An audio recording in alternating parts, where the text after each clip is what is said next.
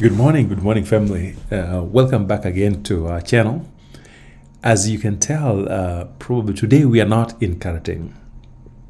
We traveled to Nairobi briefly with my wife and my sister, checking out some investment property that are often heavily promoted to diasporans. And this video is not just for diaspora people coming back. It may also be useful for city people who are looking for interesting ways to diversify their investment portfolios.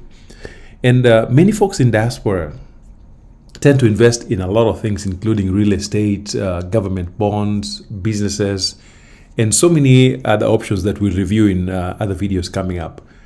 However, one of the most widely marketed options for returnees is real estate, especially in Nairobi. And some of us purchase these options either for short stays whenever we are in the city, or just buy them for rental, whether it's long-term or short-term rental. But yes, real estate is one of the most heavily marketed options for people in diaspora or for city folks looking to diversify their portfolio. So today, as you can tell, I'm going to walk you through a very specific option that is very common in Nairobi, which described as Chinese-built apartments.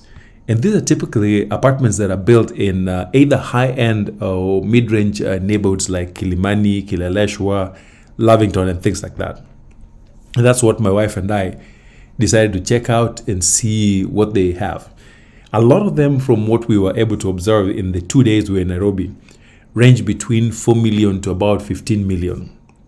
Now, in general, almost all of them, based on the folks we talked to, take about 2 to 3 years to build, because these are often multi-story buildings that contain so many units, but for some reason they don't take as long to complete. So these projects typically take anywhere between 2 and 3 years. And initially they sell them off-plan. In fact, one of the ones they showed us was just a massive hole on the ground, just starting off plan. And when you walk in, at that point, they simply show you the models. They walk you through the floor plans, and then they often have some kind of a show house for you to see what is gonna be. And if you are confident in what they say, you can actually purchase it off plan and wait for 2.5 years for your unit to be ready. Now, at the beginning, if you buy them off plan, they are relatively more affordable. But over time, they become more expensive, especially if they're coming close to finishing. So folks who buy at the tail end of the building would buy the same unit at a slightly higher price compared to those who feel confident enough to buy them off plan. And the ones that we saw out there typically include studio apartments all the way up to 3, maybe a few 4-bedroom apartments. And they vary quite a bit in size and design. Many of them have, of course, a living room area. They've got a kitchen. And the studios typically have either a very tight kitchen or a kitchen built around the main entrance with a very small cooking area, sink, and things like that. A few of them have some sort of like a breakfast, quote-unquote, breakfast area that separates the living room area and the other side of the room, whatever that may be. Sometimes it may be the living room and some kind of a bedroom, again, depending on design. Some of them have a distinct dining space, but in all the ones that we reviewed, the dining space is really tight, if at all included in the floor plan. Some of them have mostly shared bathrooms, but the larger ones have ensuite bathrooms. And so in general, and this is just my general observations, because we visited almost 7 different properties, there were certain things that were consistently the same across different units. For instance, the floor plan is often very nicely laid out. As you can see from this video, even though the space is relatively tight, the floor plan is very nicely laid out and it flows from one room to the next very easily. Really good use of space. Many of them appear to use very good looking tiles, typically 60 by 60 in size, some even bigger. And in fact, the bigger tiles make the room look much larger than it actually looks like in real life. And so And if you go to the wet spaces, like the bathrooms and all that, they typically have like floor to roof tiling, which often makes the bathrooms pop quite a bit. And of course, they do quite well with their interior designers who come and put together the show house in ways that make them really, really attractive. And if you look keenly too, you will notice that their color schemes are quite spot on. Of all the units we went to, there was no single case where the color scheme was just off the chart like you would typically find in houses built locally. Many of their color schemes are just spot on.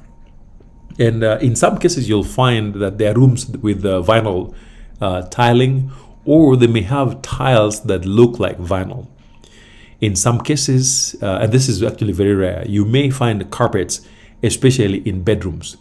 Now, the ones that I've seen that have mostly carpets, houses that are designed with the European style. The ones that I see Chinese doing rarely have carpets, but there are some exceptions though.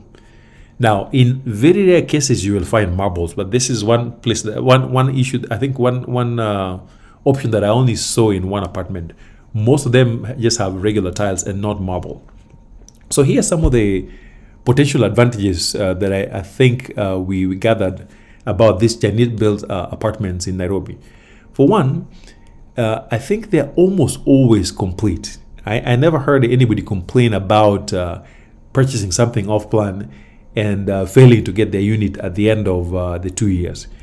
Now, that is one major problem in the Kenyan housing market, where folks collect money, pay, and then they wait and the apartments are never delivered. The ones that the Chinese are doing, I've not heard any such complaint, in part because I think they already have financing as they begin the building process. The ones that typically cause issues are where folks collect money and hope to use that same money to build apartments. So in almost all of these cases, the apartments are always complete. So buying off-plan is not as risky as is usually the case. The second advantage too with these Chinese-built apartments is that they can be relatively affordable, especially in relation to where they're built. Like the one you're looking at right now was in Lavington. I can't tell which part of Lavington.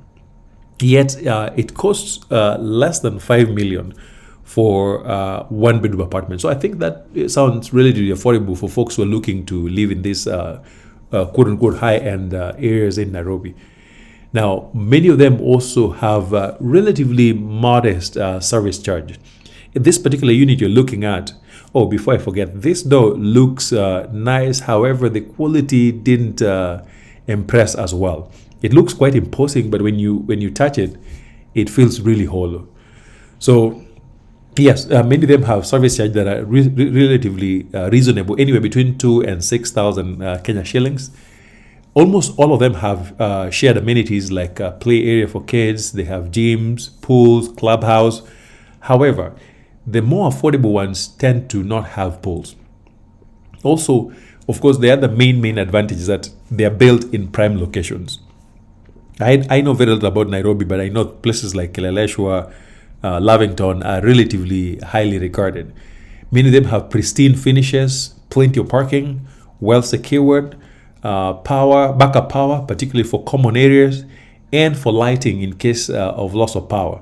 And in many cases, their resale value is not as bad, especially if folks buy off-plan and then sell later on. Now, some of the potential problems that we noted while walking through this apartment include, number one, they tend to have a lot of shiny but low-budget materials, especially when you're looking at lighting fixtures like chandeliers, when you're looking at ceiling materials. Now, what you're looking at right now is gypsum, typically along the wall. But some of the ceiling materials we looked at appeared really, really low budget. And so I anticipate some of these things would start falling apart sooner rather than later. Many of them are very tight in space. The service charge issues, I'm not quite sure how that works out long term. It might be that at the beginning it's very low, but then it grows exponentially. That part is not clear. And in some places like Kilimani, it appears there's an oversupply of this type of housing. And so it is possible that if you're buying it for rental, you may have issues with tenancy. I don't know how that works, but that was a concern. And of course, the potential for overcrowding, because there's so many of these high rises within a very small place. And unfortunately, the developers often just tell you what they think you need to hear to purchase. And so here are some suggestions that I would offer for folks who are thinking of buying these types of properties. The number one, as best as you can, go and visit in person and try and talk to the residents that either live in that building or in the nearby building. Because there's so much you'll learn from residents that the developers will not tell you. For example, getting a sense of what the rents actually are for those who are buying it for rental. You'll get to know from people living around there. And then you'll get to get a sense of the profile of tenants, who lives there, their motivation for why they're there, finding out issues that pop up around there. Especially like there's one place we went to where there was massive problems with smells, like sewer problems. And so when you talk to folks, you get to hear things about smells, traffic, or some other issues that the developers obviously will not tell you. And then you may also want to find out people's motivation for moving in or moving out, because there are folks who move in and soon after want to sell their property. And so when you visit in person, then you get a chance to chat people other than the salespeople who are, of course, working hard to sell whatever they have. Well, I hope this was informative enough. And if it was, please subscribe and I will see you in the next. Thank you.